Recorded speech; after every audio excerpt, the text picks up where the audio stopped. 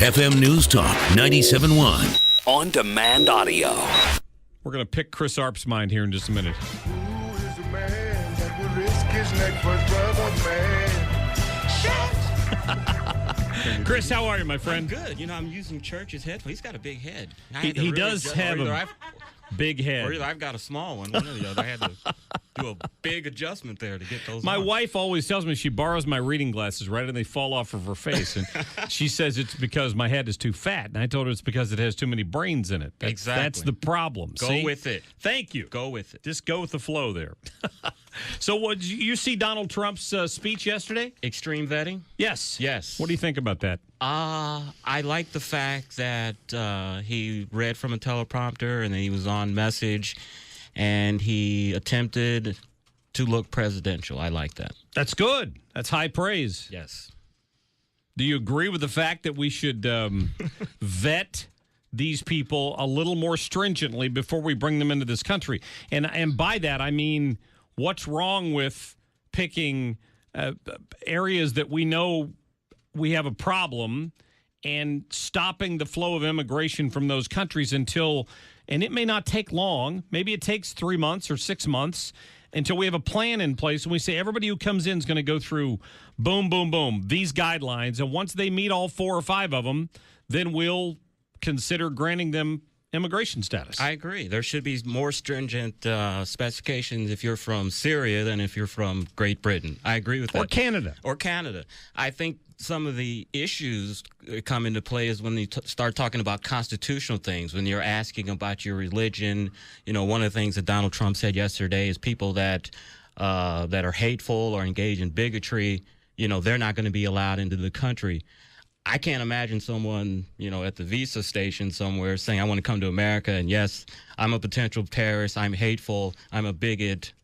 Can I come to America? I mean, it sounds good. I just don't know how it's going to work. I can't imagine it's going to be a matter of asking them that question. It's got to be a matter. Remember that somebody pointed out today, and I think it was on maybe it was on Kilmeade this morning, that when we first were vetting people through Ellis Island all those years ago, you had to have a couple of people who would testify to your character sign the piece of paper before they would consider granting you entry into the country. I mean, we used to have standards. What's happened to all that? It's like it's all gone out the window. I don't understand. I don't see why that's a problem. Well, the liberals have convinced everyone that America is a big open spot, and we're not compassionate if we don't allow the downtrodden to come in. They've, you know, the more people, you know, it's the same thing like the welfare argument. You know, they believe that the more people they can put on food stamps and on benefits shows how compassionate they are, and they take that same view when it comes to refugees in the world. Well, it's like the difference between a socialist and a Democrat. The socialists will be honest with you. They want more people who rely on the government who will turn around and vote for them back into office. That's all it's about. It's not about compassion. I don't buy that for a minute. I don't either. Let me get to the phones here real quick. George has been holding for a while. George, how are you? Hey, guys. How you doing today? We're great. Thank you. Hey, listen, you know, this stuff with the refugees, I think we ought to be an equal opportunity discriminator. You know, FDR didn't let Nazis in World War II, and I'm really getting tired of the argument that Islam is just a religion. It isn't. It's a theocracy that incorporates Sharia law. And the problem that we've got is this blurring between religion and what their belief system is with respect to government.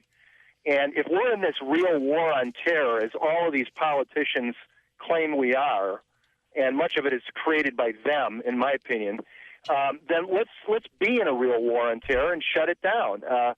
I see no reason under the circumstances for shutting down all immigration from any of these Islamic countries until, at the very least, we go in and obliterate ISIS off the face of the earth. And after that, I think America's made a statement to the world, don't do this again.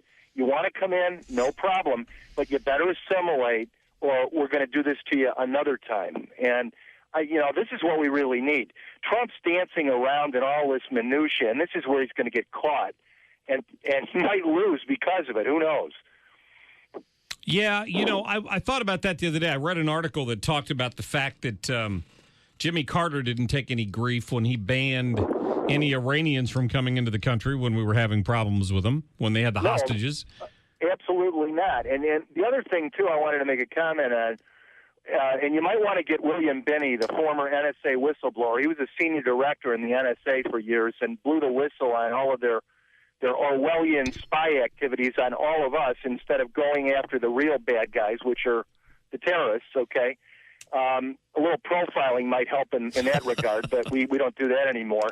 But my point is this. This thing with WikiLeaks dumping George Soros emails is revealing that, obviously there's an organized plan to essentially take apart the West. And it's much like the Black Lives Matter movement, which he's also involved in. So, you might want to get William Binney on sometime to talk about that, Mark. Yeah, I think that's a good idea, George. I appreciate it. And I intend to bring up that George Soros article. In fact, I'd encourage people to go and look at it. Daily Caller has the story today that leaked memo is where basically Soros says the refugee crisis is the new normal and it gives us new opportunities for global influence. Right, and that's their end game. They want all the borders diminished, and that's what globalism is all about. And they want to establish a neo-feudal society where you've got the 0.001% running the planet, and there's the rest of us that are essentially living in poverty. And, that's it. And it's all in the emails, I think, and that has to get out front and center. Yeah, it's a good point. George, thank you. You bet. Have a good day. I appreciate that. I agree with pretty much of the caller's sentiments regarding the refugees. I think that we have to worry about blurring the lines between Muslims that believe in Sharia and Muslims that maybe don't practice Sharia, and not blur the line and put them all together as one. Because I have Muslim friends that I'm not afraid of them coming in the middle of the night, cutting my head off. Right. But they're Muslim. So I think we have to be careful that we just don't lump all Muslims into Sharia, cut your head off, you're an infidel. You're not going to find any argument from me on that, but I do think it's important to ask. I don't see any problem with asking the question. Oh, I don't have a problem. I don't have a problem. So with if that. you ask the question on the questionnaire, do you believe in Sharia law or do you support Sharia law as an alternative to the U.S. legal system, and they say no, and then they go out and you are guilty of practicing it or something at some point, you go back and look at how they answered the question, they're in trouble. It's just like if somebody checks the box, have you ever been convicted of a felony in your home country? And they say no, and you find out later that they were, that's grounds to kick them out. Yeah, I agree with that, but it's the whole question when you start talking about religious tests, in a sense. Sharia law, do you believe in it? I know it's dangerous. I know it's a threat to us here in the United States, but it's just that whole religious question that's just kind of tickly. It is tickly, but you know what? Trump brought this to the forefront at the beginning of the primary, the whole issue of the immigration problem in this country. And if not, the most we would have heard about it would have been a few questions during the primary debates, and you would have heard Jeb Bush, I'm sorry, wrong Bush. You would have heard Jeb Bush stand up and say, we need to have comprehensive immigration policy. I don't disagree with you on that. And you would have heard Marco Rubio say we need to have a comprehensive immigration policy. Ted Cruz would have said I was the first one to what's the word I'm looking for? Propose a wall before Donald Trump did in the Senate. I think Ted Cruz was going to make immigration and the wall and all that a very big campaign issue, especially being from Texas. He might have, but Trump brought up the wall. He did. And that's what made it controversial, and that's kind of what made it an issue in the primary. I agree. So I don't think it would have been as big of an issue up until now, and I think it motivated a lot of people who saw one guy who seriously, every time they ask him, I'm going to build a wall. I'm going to build a wall, and Mexico's going to pay for it. Mexico's going to pay for the wall. And everybody started talking about it. He's still drawing thousands of people to these arenas. Now, that doesn't mean he's going to win the election. I'm not saying that. The point is, it's an important conversation to have.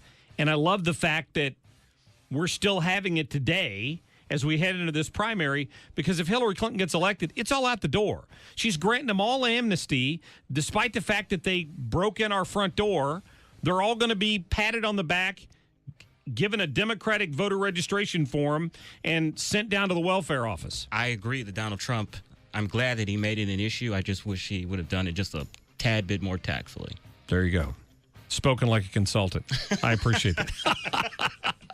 Chris Arps, ladies and gentlemen, in the studio, not wearing his Mark Cox shirt today. I'm not quite sure why. The Mark Cox Show shirt is a must when you make an appearance in here, Chris, just so you know. It's hanging on.